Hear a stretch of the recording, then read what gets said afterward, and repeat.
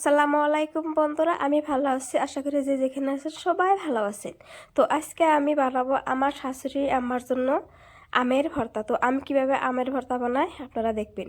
আর এখানে দেখতে পাচ্ছেন আমার নানি শাশুড়ি আমগুলো সুন্দর করে ছিলিয়ে দিবে। এই যে দেখতে পাচ্ছেন সুন্দর করে সিলিয়ে ধুয়ে নিয়েছে। আর আমি এই যে দেখতে পাচ্ছেন আমার ছেলে ওই যে আম যে করতেছে, মানে ভাজি করার যেটা আছে বেশি গেছে ওইটাতে, ওইভাবে আমি আমগুলো সুন্দর করে বুজুরি করে নিব। দেখতে পাচ্ছেন আমার ছেলে একটু আমাকে হেল্প করে দিতেছে। তো এইভাবে আমগুলো আমি বুজুরি করে নিব। তো দেখতে পাচ্ছেন বন্ধুরা, খুব সুন্দর করে আমি এইভাবে আমগুলো বুজুরি করে নিছে। আর আমগুলো আমি ভর্তা বানাবো। একটা মরিচ আর এইখানে আছে মিঠাই দিয়ে আমি আমের ভর্তা বানাবো। তো আমার শাশুড়ি মা চেনি খানা, সেই জন্য মিঠাই দিয়ে আজকে আমি আমার শাশুড়ি মার জন্য ভর্তা বানাবো। আর আমার শাশুড়ি মা ওইরকম ঝাল খাইতে পছন্দ করে না, সেই জন্য আমি একটা মরিচ দিয়ে দিব। আর একটুখানি আমি আলাদা করে রেখেছি আমার ছেলের জন্য।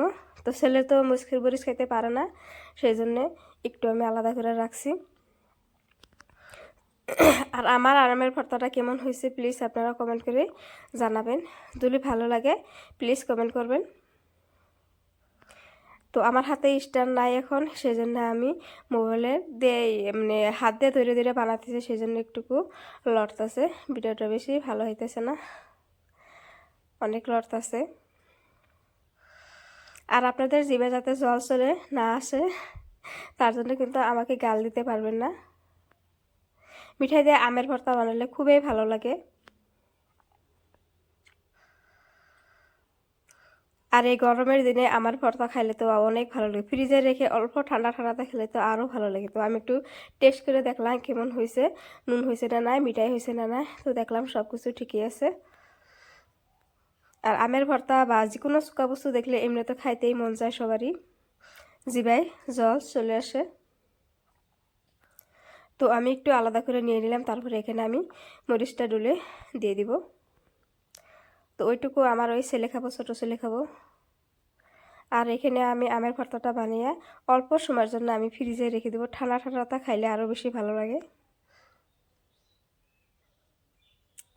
তো আজকে অনেক রোদ উঠছিল, সেই জন্য আমি শাশুড়ি আমার জন্য আমের ভর্তাটা বানিয়ে রেখেছিলাম। তো শাশুড়ি আমার স্কুলে গিয়েছিল আর আমাকে বলে গিয়েছিল আমার জন্য আমের ভর্তা বানিয়ে রাখবা।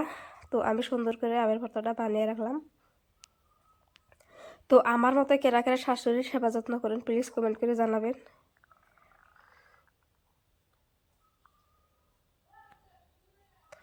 তো আমার আমের ভর্তাটা রেডি হয়ে গেছে। তো আমি আর একটু টেস্ট করে দেখলাম। তো সবাই ভালো থাকুন, সুস্থ থাকুন।